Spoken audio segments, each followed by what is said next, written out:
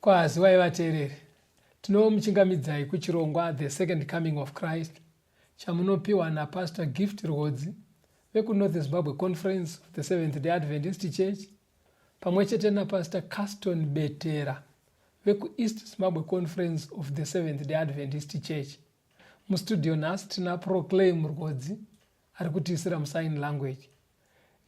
Mufundisi, kwazai vateereri mubva matitungamirira muhuri kuredio nhasi. Vateereri tinokuchingamidzai. Chidzidzo chatinacho nhasi chinoti Jesu muprista wedu mukuru, Jesus our high priest. Ndo chidzidzo chatiri kudzidza. Mufundisi, toda kuti tikasike tapinda muchidzidzo ichi. Ngatikurukure mufundisi. Yes, toda kuti mutange nekuerengera vateereri kuna Exodus 25 verse ya 8 na 9. Exodus 25 verse ya 8 ne 9. Verse 8. Ngavandiitire nzvimbo tsvene kuti ndigare pakati pavo, sezvandakakuratidza zvose, iwo mufananidzo wetabhenekari nomufananidzo wenhumbi dzayo dzose, munofanira kuita saizvozvo. NdiMwari airayira Moses magadzirirwo enzvimbo tsvene aida kuti iitwe. Musakanganwe kavateereri kuti chaita kuti tisvike kunyaya idzi tiri kudzidza mubhuku raDhaniel. Kuna Daniel 8 ndokwatakasangana Mwari achitaura zvenzvimbo tsvene. Saka tiri kudzoka kundima dzinogona kuita kuti tirerukirwe kunzwisa Mwari zvaanoda kuti tizive mazuva ekupedzisira. Saka akabva arayira Moses akati, ndivakirei nzvimbo tsvene ndigare pakati penyu. Paaiva arayira kudai ari kubva ati utore mufananidzo wezvandichakuratidza mugomo.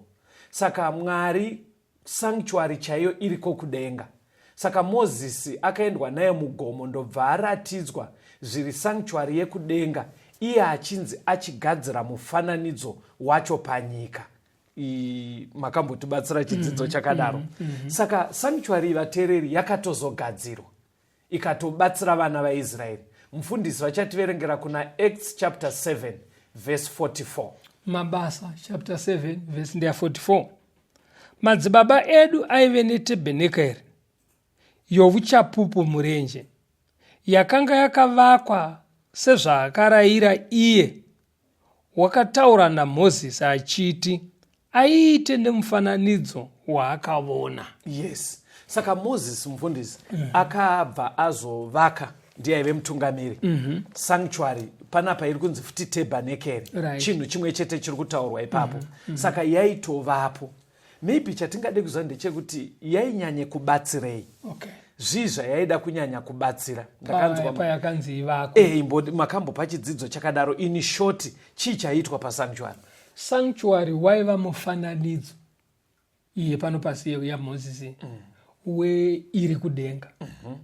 Musanctuary yekudenga mune basa rinoitwa naMwari imomo rekuponesa vanhu muzano reruponeso, rekuparadzanisa munhu nechitema, kuti chitema chibve pamunhu atendeuka auya kuna Mwari akareurura, chitema chake chinobviswa choiswa kure naye, kuti munhu adzokere muukama hwake naMwari sezvazvaive chitema chisati chapinda. toda kutenda. Saka zvinhu zvikuru zvaiitika pasanctuary vateereri paive nechekuita nechipiriso, pobva paita mupurisita newe mutadzi arida kugadzirwa nyaya dzako. But kuna mapisarema bhaibheri rine mamwe matsananguriro arinoita kuita kunge riri kupa samari yekuti chii chaizvo chainyatsoitika pasanctuary. Mufundisi, ndoda kuti vativerengere pana Psalms 77 verse 13. Mapisarema 77 verse ndeya 13. Nzira yenyu Mwari iri panzvimbo tsvene, ndianiko Mwari mukuru wakafanana naiye Mwari? Saka pari kunzi tichida kunyatsa kuziva mashandiro anoita Mwari, tichida kunyatsoziva God's ways, kuti anodhila sei nesu, anodhila sei nechitema. Hanzi nyaya idzi pastor dzinogadziriswa pasanctuary. Orasa pari kunzi nzira yenyu Mwari iri panzvimbo tsvene, kuti inzira yeruponeso. Inzira yeruponeso. Right. Saka zvazviri kunoburitsa mufundisi nemateereri, zviri kunoburitsa kuti sanctuary nezvaiitwapo yenge iri nzira yaMwari yekufanoratidza nzira yeruponeso, kuti runoitwa sei kuti tipone. Saka zvese zvaiitika pasanctuary zvaive kufanonongedzera nzira kana kuti zano reruponeso kuti vanhu vanoponeswa sei. Okay. Saka pese pavaiuya nechipiriso paya, ingave mombe, sheche yembudzi, hwai kana tunjiva, iye mutadzi oreurura, obva auraya chipiriso chiya, ropa rotorwa roiswa musanctuary. Makazotidzidzisa mukati paizotsvagwa zuva 1 pagore rekuti mupurisita mukuru aizonoreurura zvivi zvese, ouya nezvivi zviya ozvisa pambudzi yaAzazeri. Mbudzi yayobva yarashirwa kure, kuratidza kuti chitema chabva, vanhu vasunungurwa. Saka pazvaiitwa zvese apa yaive nzira yekuratidza zano reruponeso ateereri. Saka chinhu chekutanga chatoda kuongorora mufundisi, pane zvinhu 2 zvandinoda kuti titeedze zvaiitika pasanctuary. Ndingati chiko Isai Mushona ndo aive main players pasanctuary, kana kuti main components, ndo zvainyanya kushandiswa pasanctuary. Saka kwandiri zvinhu izvozvo zviri, chipiriso nemupurisita aishandapo. Okay. Mandinzwaka paigona kuzoitwa tumwe tunhu twakadaro zvakawanda, but zvaive main yaive nyaya yekuti paita here chipiriso nemupurisita wacho anobatsira kuti process ifambe. Saka pazvaiitika kwese kutestamende yekare, vaJudha vachifamba murenje kuzosvika nguva yemadzimambo vairamba vachiita tsika idzi mufundisi. Saka pese pavaiuya nenjiva kana tumakwai, zvine zvazvaifanonongedzera. Iri raive drama, but Mwari achida kuti kana nguva yazokwana zvibva zvajweka chaizvo zvichinzwisisika, because apaivabatsira nemufananidzo achivabatsira nemufananidzo, but pane nguva yazvakazosvika yekuti Mwari aida kuti vachiona kuti mifananidzo iya yazadziswa manje. Hatichiendai kutestamende itsva kuna John 1 verse 29. John chapter 1 verse 29. Yes. Ava mangwana akaona Jesu achiuya kwaari akati, tarirai gwayana raMwari rinobvisa zvivi zvenyika. Panapa ndiJohn mubhabhatidzi achiona Jesu auya manje. Hanzi mumwe musi ndobva ona Jesu achiuya, kwakuchiudza vanhu vanga vakaunganapo, vamwe vaiva uya kuzobhabhatidzwa. Ndobva ati achinongedzera kuna Jesu, haana kuti onai Jesu uyu, akati tarirai gwayana raMwari rinobvisa zvivi zvenyika. Aireveya paJohn? Kureva kuti nekuti vaIsraeri kana vakuenda kunonamata vaiziva kuti kunoshandiswa hwai, kunoda hwai. Yes. Saka ende ndo dzinobvisa zvitema. Yes. Saka iye akashandisa mutauro wakajairika kuti hwai yenyu chaiyo ndeyeyo yazosvika manje. Saka Johani aiedza kubatsira vanhu venguva iyoyo kuti wedweka kana matiro katati tichita kayaka yanga iri nzira yekutiratidza zano raMwari. Paya patinoenda nehwai tonoiuraya tareurura, zvanga zvichimirirwa nemakwai esaya, murume wacho ndeuyu, ndiyo hwai yacho chaiyo ndo hwai yacho chaiyo yachiuya. Saka zvinoita kunge zvinonzi kana taa kuNew Testament mufundisi kunenge kungodudzira zvaifanoitwa nemufananidzo kutestamendi yekare. Hani mazvona. Saka muri kuona here dambudziko riripo mufundisi rekuti ukatanga kungoswedzidza testamendi itsva asi usingadi zvetestamendi yekare unorasika. Unotangira nyaya padumbu. Because parutongonzoona igwayana raMwari kutangira nyaya pakati. Kuti waichi. Because angagonzi wai. Handiri mazvona. Saka vhesi riri kutofungira kuti isusu vatendi tinoshandisa bhaibheri rese ndokuti nyaya idzi dzijeke. Saka wai yacho yasvika vanhu vakaramba vachinamata nekuti yenge isati yafa kapa vachiti havo zvibayiro zviya, asi Johana anga akuda kutofaniradzidzisa kuti pamuri kuenda nenjiva muchienda nemakwai, wai yacho chaiyo chaiyo yatoo pakati pedu inomiririrwa nezvipiriso izvozvo. Saka pavakaramba vachiita izvi, pfungwa yanga yaana Mwari ndeyekuti ngavachiita vachibvisa pfungwa pazvipiriso izvi zvemhuka, vachiuyisa pfungwa iyoyo pana Jesu aimirirwa nezvipiriso, kureva kuti ngavachiita siriasi neprosesi yacho zvichiratidza kuti vaakunzwisa zvazvaireva. But hazvina kudaro manje kuvaJudha venguva iyi. Verengai kuna Mateo 21 verse 12 na13. Mateo 21 verse ya 12 neverse 13. Zvino Jesu akapinda mutemberi, akabudisa vose vaitengesa navaitenga mutemberi, akauyisa matafura avaitsinhanisa mari nezvigaro zvavaitengesa njiva. Akati kwavari, kwakanyorwa kuchinzi, imba yangu ichanzi imba yokunyengetera, asi imi munoiita bako ramakororo. Saka ari kutandanisa vanhu because ari kuziva kuti zvakagadzirirwa sanctuary kana kuti tabernacle mumazuva aJesu yanga yatemberi. Zvazvakagadzirirwa basa guru raifanira kuitikamo ranga riri rekunongedzera vatadzi vanzwisise kuti vanoponeswa sei nezano iyi. Chiche chakuitika muzuva vanhu vanga vakutora kuenda kuchechi sebhizinesi, because vanga vakuuya vachitengesa hwai, kuchinjanisa mari, kutengesa njiwa dzacho zvekuti saizvino izvi. But unoziva kuti zviri kubva zvanyatsoti gedye nezvinomboitika mazuva ano. Kune vanhu vokuti anogona kutotanga chechi seproject. Kamuchiti project mukurei yekuitisa, handiti vamwe vanoti kana wauda kuita mari unzwe tiri kuita zvekuchengeta huku, tiri kurima entrepreneurship, tiri kuita zvemagadheni. Umwe manje unotonzwa achiti no, kana uchida project isinganetse tanga chechi. Kuzaziva kuti kana akangotanga chechi vanhu vazhinji vanomhanya nekusada kuverenga, vanongotera kuti kune chechi. Aiwa, munhu anoita izvo anotowana vanhu asina kusvika Grace. Aiwa, kastori. Vanhu chandinodira munyika medu vanhu takadzidza pasi. Unogona kutozviona wega kuti apa pada kungoitwa mara. Usaite seungorogara musango iri. Unotonyatsoona vanhu chaivo vekuti pamunosangana navo, maticha, mapurisa, manesi, nevamwe maichidia, nevamwe vafana vatori kuti vachitenda mumaprojekti. Aiwa, imboisiya iyoyo.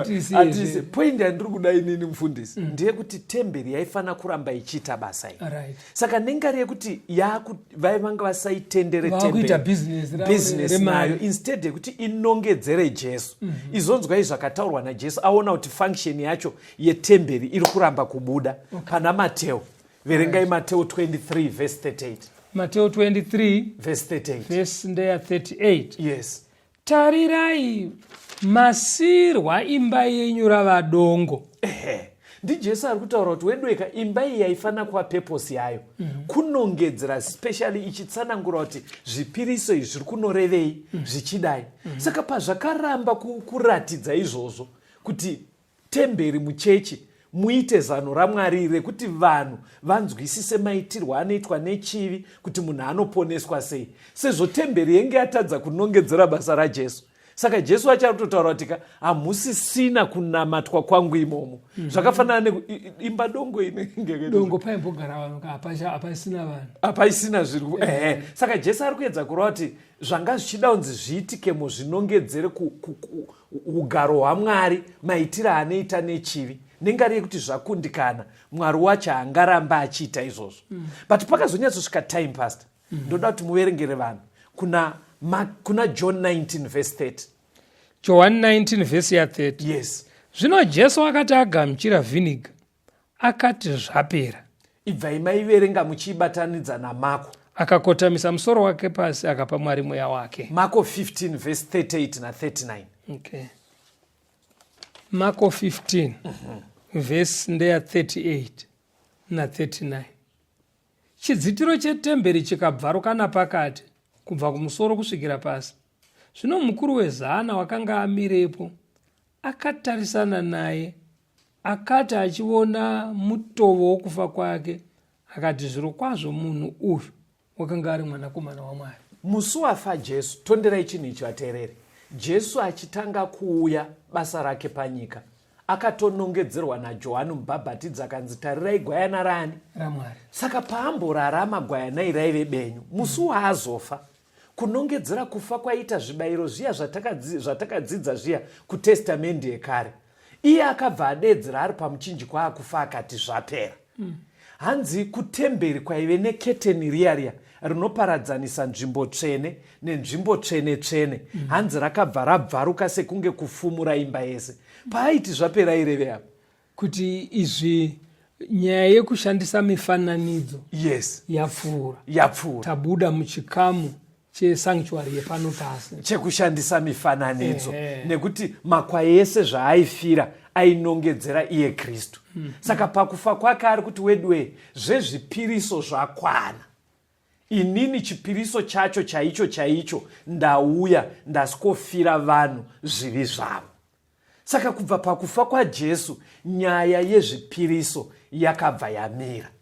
Pakajeka kapa tombunzwa kambo. Apari kujeka ngatibunzwa ikabvuti. Ngatibunzwa kambo vateereri, tuye tiendere mberi nechidzidzo chatiri kuti Jesus our high priest, kureva kuti Jesu muprista wedu mukuru.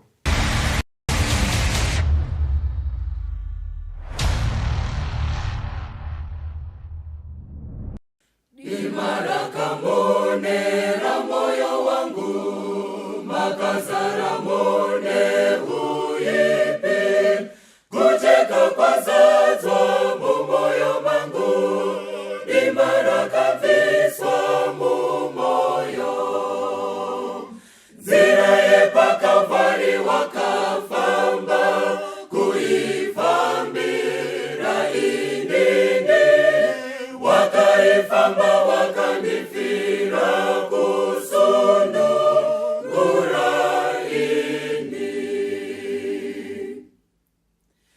kushane chitema ndakafukama Jesu akandiregerera akanzwa kuchema kwemoyo wangu chifara iwe ndakutenga nzira yepakavari wakafamba kuifambira inini wakaifamba wakandifira kusundungura ini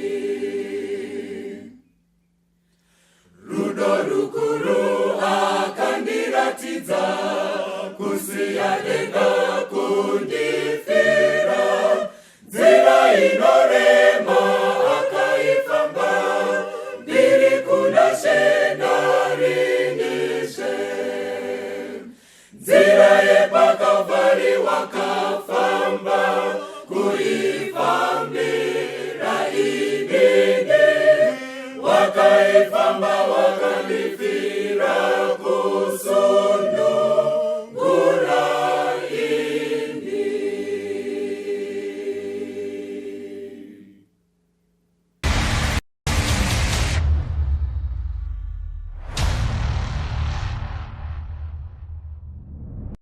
Tinomuchingamidzai vateereri, tiri kuenderera mberi nehurukuro yedu Jesu muprista wedu mukuru. Mufundisi, tinoda kuenderera mberi nechidzidzo ichi. Saka taona kuti kuuya kwakaita Jesu ndiye akabva asweta gwayana redu kana kuti chipiriso chezvivi zvevanhu. Saka paakafa pamuchinjiko akabva adedzera kuti zvapera, kureva kuti zvese zvaimirirwa nezvipiriso zviya hapasina nidhi yekuramba munhu achienda aine offering kana kuti sacrifice yekunouraya. Iye Jesu ndiye atora chinzvimbo ichocho. Pfungwa iyi inotsinirwa zvakare ichitsanangura kuti chinosiyanisa kuponeswa kwedu naMwari neiyi yaive mifananidzo kuna Peter mufundisi. Ndoda kuti muerenge Peter wokutanga chapter 1 verse 19. 1 Peter 1 verse ya 19.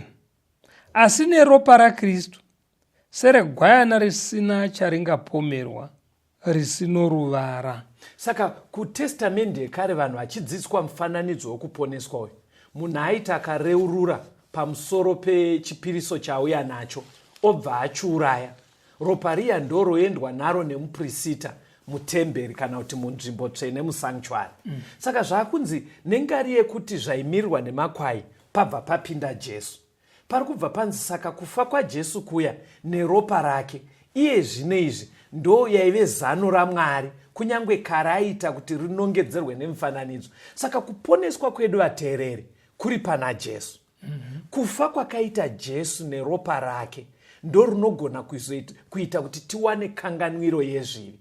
Saka Bhaibheri riri kubva rati neropa raKristu Jesu. Ndima inenge iri pamusoro pacho inototanga yati hatiponeswe nesirivha kana ndarama, asi neropa rake. Ameno kuti mungaitsimbidzire sei pfungwa iyi yekuti zviratidza kuti ndiJesu panyaya iyi.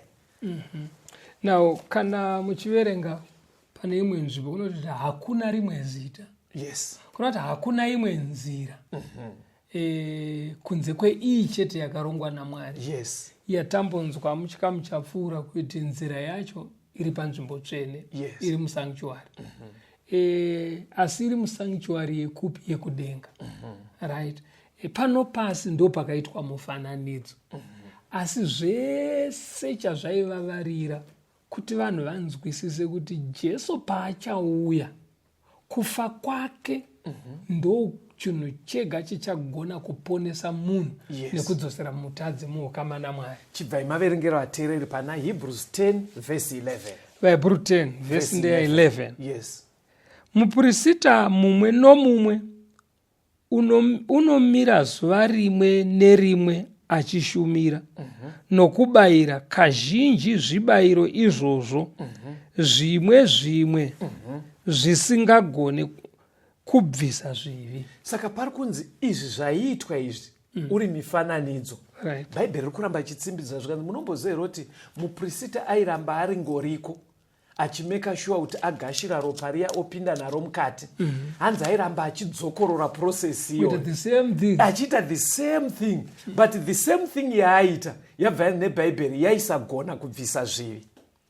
Because dai yaigona ka haurambe uchingodzokorora the same thing. Plus kana ichinzi yaisagona kubvisa zvivi ka. Yes. Kana munhu akakutumira foto. Yes.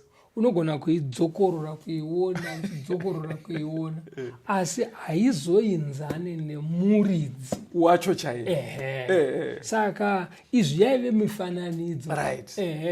Hayaizosvika pakuinzana naJesu. Yaingofanira kutidzidzisa kuti nyaya yacho yakadai. Because iyo sinepi haingafanane nekuti une mukomana wako kana musikana wako afanira kutumira sinepi.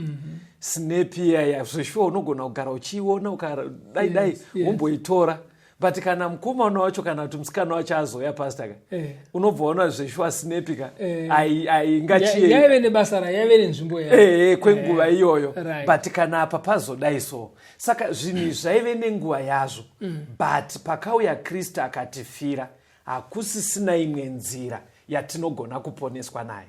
Saka pastor ndambotaura nechirungu ndikati kusanctuary tichitarisa kutestamende yekare kwaive ne2 main components. Ndati sacrifice yacho ndochi neshona chipiriso chacho na priest aizoita kuti ropa onorererera. Saka kana sacrifice makwai acho akazadziswa muna Jesu pakufa pamuchinjiko, tauda kuti tichiona pemuprista. Saka chidzidzo chiri kuti Jesu muprista wedu mukuru. Ani mukupanzwisa mafambiro atiri kuita kuti vateerere zvinotaurwa namufundisi ndezvekudai pasanctuary pano pasi unonzi waiva mufananidzo. Yes. Zvipiriso zvaive mufananidzo zvichifananidzira Kristu. Yes. Aizosvikofa paKalvari. Yes. Ndiyo waichaiyo sekutaura kwaJona. Vapristavo vevanhu vaishanda musanctuary vaive mufananidzo. vaine zvavaifananidzira yes ndo zvatakuda kuti tione kuitira kuti nyaya yacho tiidudzire kwese ijeke zvakanaka. Toda kuti mufundisi vativerengere kuna Hebrews chapter 9 verse 8 na9 nevhesi 11 na12. Hebrews 9 verse 8 na9. Yes.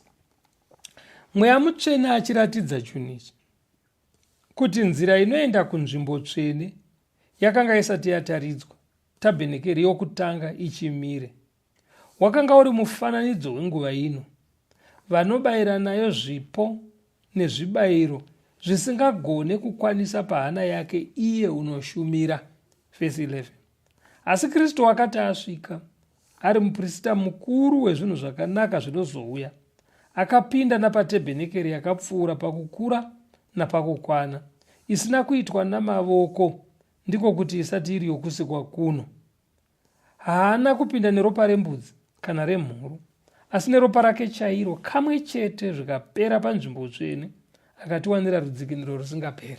Saka mukudzidzisa kwebhaibheri, bhaibheri riri kuti Kristu afa, riri kubva ratoti futi akabva azoita muprista mukuru. Iva pastor, ndoda kuti pavateereri vedu asarasikana. Kristu ndiye akaita gwayana, ndobva afa. But bhaibheri rakuti futi nekuuya kwaakaita, iye hanzi akatopinda kudenga, ndobva anoita muprista mukuru. Hanzi haana kuchipinda neropa rembudzi kana remakwayana. Pfungwa iri kutsanangurwa pavateereri ndeyekuti paya patakadzidza kuti mutadzi akareurura pamusoro pehwai oiuraya, muprista kutestamende yekare aibva atora ropa riya obva apinda naro mukati onorisatsa panyanga dzeatari. Handitika ndo process yaari kuita. But kuno kuvaHebheru manje yakutika iye Kristu haana kupinda neropa riya raichingidzirwa kupinda naro mukati, akapinda nerake chairo kusanctuary yekudenga. Pajekesere vateereri. Zviri kungotaurwa ndezvekuti yes. Jesu achiuya, zvese zvaiitika pasanctuary zvainongedzera, zvaifananidzira chaizvo chaizvo zvinoitwa kudenga. Saka kudenga kune akatsaurwa kunzi ndiye anozofira zvitema zvevanhu, kutora nzvimbo yemakwai, ndiye Jesu. Yes. Nditozvona. Saka afa, haana kufa nekusingaperi. Akamuka. Yes. Nezuva retatu. Amuka akambofamba nevadzidzi vake. Yes. Ndokuzokwira kudenga. Yes. Mushure memazuva anoverengeka. Akwira kudenga ikoko. Yeah. Akanopinda musanctuary chaiyo. Ndobva atanga basa ikoko semuprista. Ndoda kuti mutsanangure panze haana kupinda neropa rembudzi. Right. Apinda semuprista nekuti muprista aipinda neropa. Makatotidzidzisa. But Jesu haana kutora ropa rembudzi akuenda kudenga. Nekuti vaHebheru 10 inoti iyo ropa remombe nerembudzi harikwane panyaya iyoyo. Yes. Saka akatora ropa rakakosha rine simba rinogona izvozvo, rinogamuchirwa naMwari, nderake iye pachake, raive mahari. Thank you. Nemamazwi paanenge ari pamberi paMwari achitaura zvechipiriso, haataure zvembudzi dzakaurayiwa, aritaura zvake iye ndiye chipiriso chacho. Saka pana pavateereri muri kuona here kuti pakuuya kwaJesu achifa achienda kudenga, paafa atora role the sacrificial lamb, yechipiriso. Paakwira achienda kudenga atora role high priest, muprista mukuru. Zvese zviri kuitika paari kuita kunge kuri kuchinjwa maofisi. Handitika verengai pana vaHebheru 7 verse 22 to 25. vaHebheru 7 verse ya 22. Saizvozvo Jesu wakaitwa rubatso rwesungano inopfuura nokunaka. Ivo vaiva vaprista vazhinji, nokuti vakadziviswa norufu kugara nokusingaperi. Asi iye zvaanogara nokusingaperi, uno vuprista husingapfuudzwi kuno vumwe. Naizvozvo une simba rokuponesa kwazvo avo vanoswedera kuna Mwari naye, navanorarama zvaanorarama nokusingaperi, kuti avareverere. Saka panapa bhaibheri riri kubva rangoramba richiwedzera kuti uprista hwaJesu hahusi hwekuti titarisire kuti achazobva pajuti. wepanyika uya vaipota vachipanana majuti ekuenda kusanguary ende waisararama nekusingapereka muprista aigona kufa aifa saka hanzi manje hwake manje hwakatonyanya kutinakira kuti hauzwe kuti ari kumbobva pajuti ende hwakanyanya kutinakira pakuti iye anorarama nekusingaperi, anoramba aripo achinyatsoita zvekuti unonyatsoona kuti zveshuwa uya wanga uri mufananidzo. Iyi ndo process yakatinakira. Ndoda kuti mubva maverengero vateereri pana Hebrews 9 verse 23 na 24 mozotaura zvamunoda kutaura. Hebrew 9 verse 23 na 24. Naizvozvo mifananidzo yezviri kudenga yaifanira kuti inatswe nezvibayiro izvi, asi zvinhu zvokudenga zvimene kuti zvinatswe nezvibayiro zvinopfuura izvi nokunaka. Verse 24. Nokuti Kristu haana kupinda panzvimbo tsvene yakaitwa namavoko inofananidza iyo iri chaiyo, asi wakapinda kudenga kumene kuti zvino azviise pamberi paMwari nokuda kwedu. Right. Saka iri kuramba ichitsanangura kuti pastor since masanctuary iriko chaiyo inozikanwa naMwari inogara Mwari ndeyekudenga yepano yaive mufananidzo. Saka pamufananidzo pobva pashandiswa makwai ndo pari kunzi hazvizoitawo wedwe kuti chaiyo yekudenga inzi basa remo riitwe nemakwai neropa rembudzi. Aiwa iyi yanakawo kai ndekunogara Mwari chaiko, kune kwakuda zvinhu zviri nani zvinopfuura nekunaka kureva kuti iye Kristu pachake ndiye anenge akuita basa iroro. Saka nekumwe kutaura vateereri tiri kutoti iye zvino kusanctuary chaiyo yekudenga Jesu ndiye muprista wedu. Namamanzwi ndiye anotimiririra pamabasa ese ane chekuita nekuponeswa kwevanhu. Jesu ndiye akamira panzvimbo pakati paMwari Baba nesu. Right. Saka zano racho riri kuti ari panyika anga atonongedzerwa kuti igwai but ranga risati rafa. PaKalvari gwai riya ndobva raurayiwa, ndobva atora chinzvimbo chechipiriso, achimuka achienda kudenga neropa rake chairo ndobva abva anotora role yehigh priest, chinzvimbo chaiitwa nemuprista. Pari kujeka ka verengai vhesi rekupedzisira timbonzwa kambo Hebrews 10 verse 11 na 12. Hebrew 10 verse 11. Muprista mumwe nomumwe unomira zuva rimwe nerimwe achishumira nokubayira kazhinji zvibayiro izvozvo zvimwe zvisingagone kubvisa zvivi.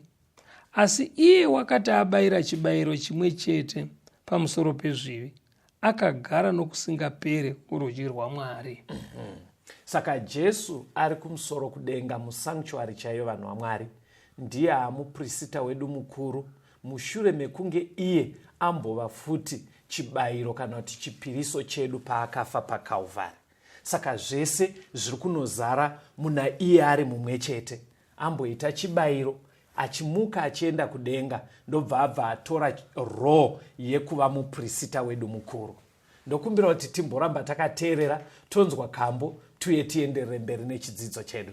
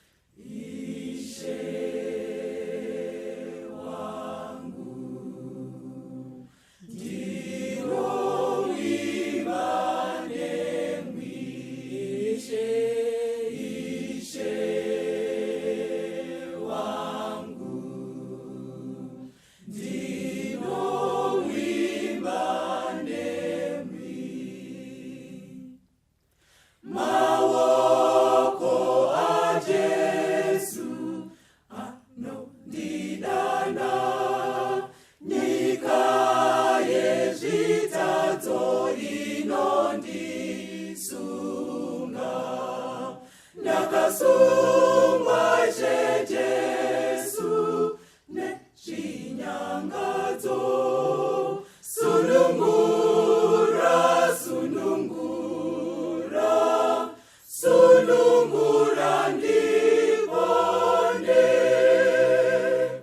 Ishe wangu ndinovimba nemwi. Ishe wangu ndinovimba nemwi. Musi wekuguma kweupenyu, zuva richadzima, mwedzi uchafa, makore achapetwa, nguva ichapera, tenzi ndoda kuva nemwi muupenyu hwedenga. Ishe wangu ndinovimba nemwi. Ishe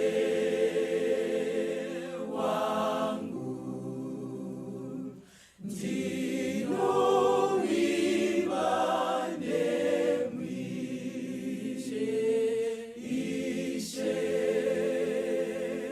wangu ndinovimba nemwi.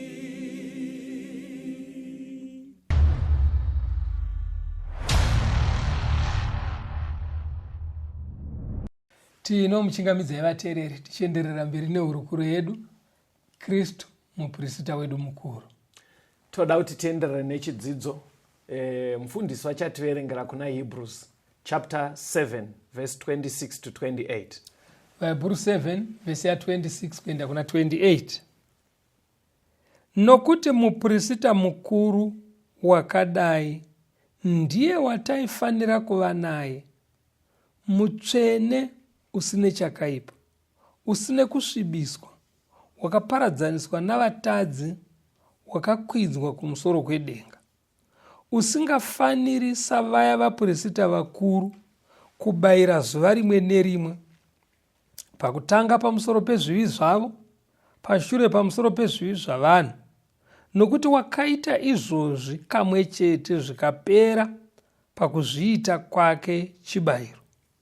Nokuti mubayiro unogadza vanhu vanoutera kuti vave vaprista vakuru, asi shoko rokupika rakatevera murayiro rinogadza mwanakomana wakakwaniswa nokusingaperi. Pari kudijia pamufudzi. Pariri kuti muprista wakadai ndiye wataifana kuva naye vateereri. Matsananguriro ebhaibheri ekukukwezvai kuti munyatsa kunzwisa kunaka kwakaita Jesu. Nechirungu rinenge richiti such a high priest ndiye wataifana kuva naye. Saka riri kuita kuenzanisa mufundisi, kuona vaprista vaiita pasanctuary yepasi neuyu muprista akudenga. Saka nzi number 1 riri kutoita kunge riri kuti ko sei nguva yaipambadzwa tichiita izvi iko kuine zano rakanaka kudai. Riri kuti number 1 uyu mutsvene muprista uyu. Right. Ndijesu arutaurwa. 1 haana kusvibiswa. Right. Ende haana chaangapomerwe. Nekuti vaprista vaive panyika zvavaiita nenga rekuti vaive vanhu pastor. Waiti saka makambotiverengera dzimwe ndima dzekutoti iye aitomboyo nechipiriso chake chekubayira iye, achitoti Mwari ndiregererei, achitotiwo ndiregererei. Saka muri kuona kuti nyaya yacho hatisi kuramba kuti yaishanda, nekuti Mwari aitoishandisa kuti tizive zano. But muri kuona here kuti kuenda kumunhu wauri kuti ndibatsiro ane same problem neyako pari kuratidza kuti anozokubatsirako. Saka zvikunzi but Jesu manje haana utere ende ane utsvene zvekuti iye haatanga abayira chibayiro chekuti ini ndidai, Alright. nekuti iye akararama akapedza upenyu panyika asina kutadza, haana kumbobvira akasvibiswa, haana zvitadzo zvaakaita. Yeti vaive vaprista vesanctuary yai vaigona kumbova vanhu vanotadza, vanotodawo chibayiro chavo kuti varegererwe. Right. Saka bhaibheri riri kuramba richingokukwezvai vateereri kuti hamusi kuona here kuti pana Jesu nyaya dzedu dzanyatsa kunaka. Panzwisika kapo. Riri kubva raenderera mberi futi robva rati besides uyo ari kudenga, iye Jesu akakwidzwa kudenga. Ndobva rabva razoti futi zvaiitikawo pavaprista vepanyika imuvateereri. Udzai vateereri pastor, ndanani vaiitwa vaprista pasanctuary yepanyika? vakanga vakatotsaurwa veimba yaaroni, vaRevhi. Ndokwaibva vaprista vari veimba yani yaaroni. Saka bhaibheri riri kuti manje panyika paigadzwa vaprista nengari yekuti unenge watongozvarirwa muimba yacho. Saka unobva watoita muprista. Dzimwe nguva of course vaiongororawo kauno, but kana watongozvarirwa muimba yeuprista watoo muprista. Saka ipapo muri kuona kuti pane machances ekuti panogona kuenda munhu azvarirwa imba yeuprista asi asina mwoyo wakati kwese, asina kufamba kwakanaka, vakatozofira patemberi vakwidza moto usiri. Handi mazona but vaive vaprista nekuti vangozvarirwa imba yacho. But pana bhaibheri rakuti aiwa, asi Jesu uprista wake vateereri hausi wekuti angozvarirwa imba yacho wekuti mungati togozvidii ndove imba ka yeuprista. Aitova mutsvene asina kumbotadza, ende chakatoita kuti aqualify pabasa iri ararama utsvene hwakadaro, akamuka akakwidzwa kudenga. Ndaona mamida kutaura panyaya iyo. I think panenge pajeka kuti ofisi yake iyi iri kuratidza kuti yakatinakira. That's right. Ndoda kuti muchiverenga 1 Timothy 2 verse 5. Chandoda kuti muverengere nyaya musati maverenga, mina nitaure nevateereri. Vateereri, anokuona patiri kutsanangura tiri muno mustudio shoko raMwari kuti ndiye hamuprista wedu, ndiye hamuprista wedu. Pfungwa iyi inogashirika kwamuri tozviziva, but toda kuti tinyazoziva kuti iri kumborevei nhasi patiri kuti Jesu ndiye hamuprista wedu paakambova gwayana redu. Chiverengai 1 Timothy 4 verse ya 5. 1 Timothy wekutanga 2 ndizvo verse 5. Nokuti kunongova naMwari mumwe chete nomurevereri mumwe chetewo pakati paMwari navanhu, ndiye munhu Kristu Jesu. Saka kana kwakava nechibayiro chimwe chete Jesu, iye Jesu aenda kudenga akava muprista wedu. Bhaibheri riri kuti basa raiitwa nevaprista vesanctuary yepanyika, basa iroro rakabva rachinjawo rikatransfeka raakuitwa naJesu, ndiye aamuprista wedu. Asi Jesu haasisiri kuriitira pano pasi, akuritira musanctuary chaiyo yekudenga. Saka muprista paainoreverera ari pamberi paMwari achireverera vanhu, basa iroro raakuitwa naJesu achireverera vanhu asi ari kusanctuary yekudenga. Pari kujekerera pari kujeka. Aiwa majekero zviri kutaurwa vateereri. Yes. Zvinoita sekunge tiri kudzokorora chinhu wane. Right. Asi vafana unonzwa vachiti dzokororo ine simba. Ndizvo pasi. Kudzokorora ukawo kuti kana taakuzodzokera kuna Daniel, taakunotsvaga chakamufendesa chiya, zvinenge zvatijekera. Right. Saka chiri kuda unzi chijeke panapa ndechenzvimbo tsvene yaMwari. Right. Munoitwa basa rekuponesa munhu. Right. Basa iroro rinoitwa naMwari. Yes. Haana kuripa zvisikwa. Right. Asi kuti vanhu vadzidziswe, vanatsokubata. VaIsraeri sevanhu vakanga vatsaurirwa kudzidzisa vanhu panyika. Yes. Kuti kunoponeswa sei. Yes. Ndo vakanzi vachiita zvinhu izvi seunenge mutambo pavaizviita, asi vachiita zvinofananidzira basa riri kuitwa kudenga. Saka mukuronga kwaMwari akaronga kuti mutadzi zvaatadza kuti aponeswe achirega kufa, anofanira kutobhadharirwa mhosva yake. Yobhadharwa nani? Yobhadharwa nei? Ndo pakazvipira Jesu. Yes. Paanonzi Mwari akada nyika akapa mwanakomana wake, akapa Jesu. Jesu aiuya kuzoitei? Aiuya kuzofa panzvimbo pemutadzi. Yes. Apedza kufa panzvimbo pemutadzi, mutadzi wese anenge ati ini Jesu ndamuda zvangu ini, Yes. anogashirwa. Jesu kuti alright, panzvimbo yezvitema zvako ndazvitora ini, ndini ndinoziva marasirwo azvo. Yes. Iwewe ndakukusiyira kunaka kwangu, ndo kunofarirwa naBaba. Saka kana Mwari vakukuona, vanoona kunaka kwangu mauri. Right. But zvapera, Jesu afa saizvozvo. Kufa kwake kunoda kusumwa pamberi paMwari. Yes. Noukuru hwaMwari. Kuti pasumwe manje, ngirozi haikwane kunosuma nyaya idzi. Yes. Aiwa. Munhu chaiwe nyama haagone kunosuma nyaya Apinde idzi. ipapo. Mudare roumwari munongopinda ivo Mwari Baba, Mwanakomana naana Mweya Mutsvene. Saka Mwanakomana ndiye akati apedza zvekuita segwai zvekufa izvi. Yes. Akuchienda futi iye ochinoti Baba, ndauya zviya zvamakandituma panyika ndakaita, ndakafira vanhu. Basa iroro rekuzvisuma iye achinongedzera ropa rake rakadeukira vanhu, ndo riri kunzi ari kuriita semuprista. Pastor, ndoda kutendai.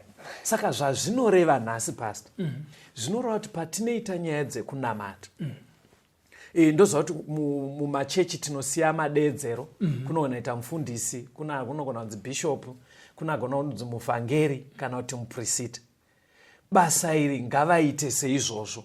But basa raitwa nevaprista vemubhaibheri vaya, irororo harichaitwe nemunhu. Pajeka kapa.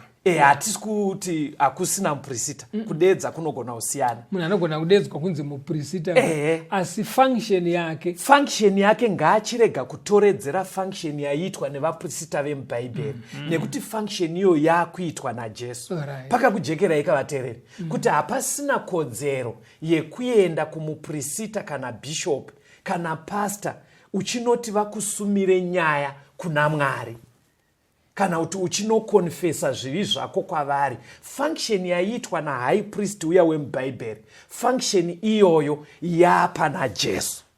Kunyange iwe uchigona hako kudeedzwa kunzi, unogona kudeedzwa kunzi muprista, but hazvisisina kodzero manje yekuti uchipinda paofisi yaJesu iyi.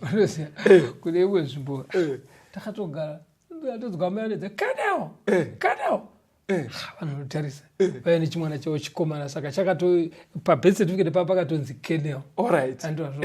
Asi Kenel manje vakuruka vemasoja, but icho chinonzi Kenel. Saka kudaidzwa chete. Thank you Magona. Togona kwatine vanhu vatinototi muprista ngakungova kumudeedza chete.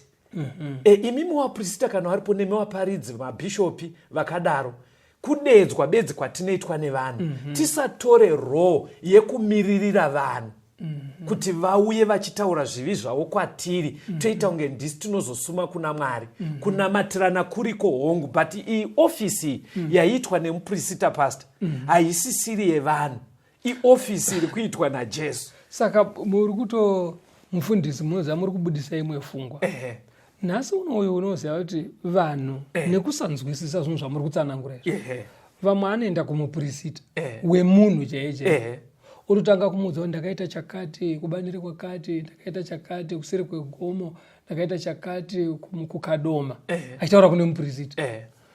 Vamwewo kuna anonzi magedhe asiri ekupinda nemotikari.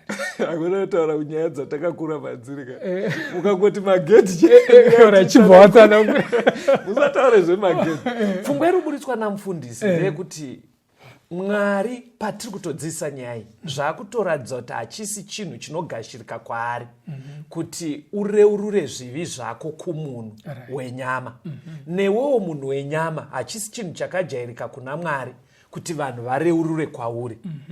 Wese pakatozoita kuti munhu ataure kana kuti kumunhu adaro oti waregerera. Yatoipa nyaya iyi ndo yaofisi iri kuitwa nani? naJesu. Magedhi aritaurwa namufundisi zviriko kuzvinamato kwekuti unoenda munhu dzimwe ngono pfugama ariko anenge aitonzi magedhi vari kutonzwa nyaya iyi vana aziva semakurira ndakaita mato iziva panenge pachitaurwa nyaya dzacho. inogona kusiyana matauriro. Kune kumwe kwainogona kunzi kuyereswa, ndaida kunoyereswa, akayereswa, ndaenda kumagedhi zvikazodai. Pfungwa yekunge munhu achiri kuramba achiita basa raiitwa nemupurisita wesanctuary yepanyika, pfungwa iyoyeyo ikaramba ichiitwa nemunhu, kana kuti isusu vanhu tikaramba tichienda kumunhu iyeye tichiita kunge tiri kumupa basa raiitwa nemupurisita uye watadzidza wepanyika, tiri kukanganisa urongwa hwaMwari.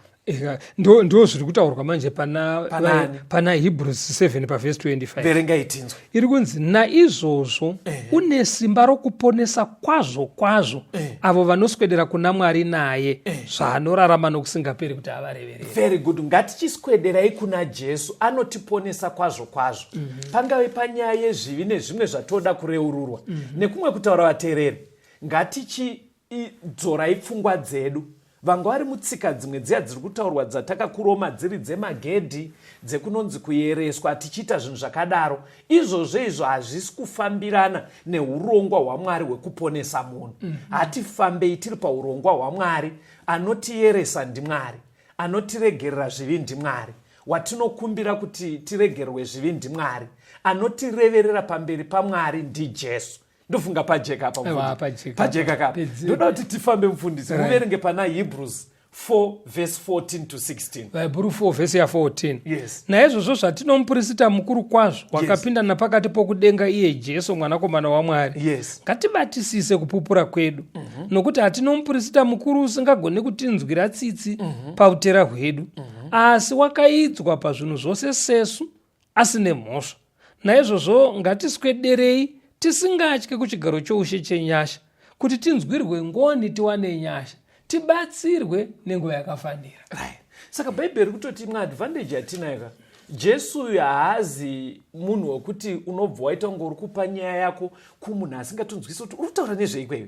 Hanzi advantage yainai mainzwera ndeyekuti akatomborarama semunhu.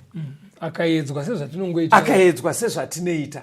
Iye haana kutadza pabatei ipapo pasi.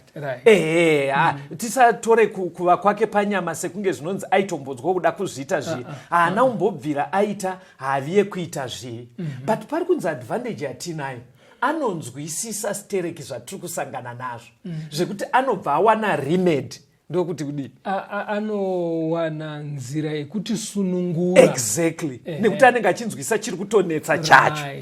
Ndoda kuti muverengeri vateereri vhesi rekupedzisira pastor. Hebrews 8 verse 1. Hebrews 8 verse 1. Yes. Zvino shoko guru pana izvozvo zvatataura nderekuti tino mupurisita mukuru wakadai wakagara kurudyi rwechigaro choushe choumambo kudenga. Shoko guru inzwai vateereri muchidzidzo ichi chatiri kuti Jesu mupurisita wedu mukuru. Hanzi shoko guru in summary yechidzidzo ichi chiri kuti pari zvino vateereri tine mupurisita mukuru ari musanctuary chaiyo yekudenga, ndiye Jesu Kristu. Kana tanzi tine mupurisita kudaro, ruri kutora kuti ofisi yese yeupurisita iri paari. Ndiye anotireverera, ndiye kwatinoenda tokonfesa zvivi zvedu. Ofisi iyoyo yakatransferwa isisiri kuvanhu, iri pana Jesu. Handei nezvivi zvedu kuna Jesu tiwane kuponeswa. Pastor, ndokumbira muoneke vateereri. Tinoda kutenda vateereri, nyaya iri kungoti ngatirambei takaisa pfungwa dzedu pana Kristu, ndiye muponesi wedu.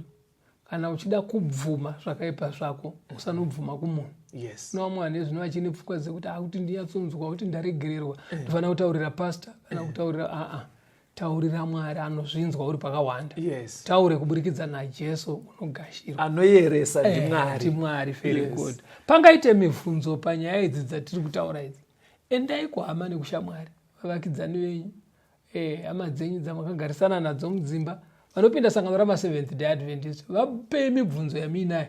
Ivo vanoziva kuti uyu mubvunzo uyu unoendeswa kupi kuti mubatsirwe. Asi dzimwe nzira dziri nyore ndedzekuti bata panhare, kutumira mameseji kana kufona, tinobatsirana nemi. Torai nhare idzi 0775 460 175 0775 460 175 kana kuti 0716 452 086 0716 452 086. Mwari vave nemi vakuchengetei. Tisangane muchikamu chinotevera. My faith looks up to thee, thou Lamb of God.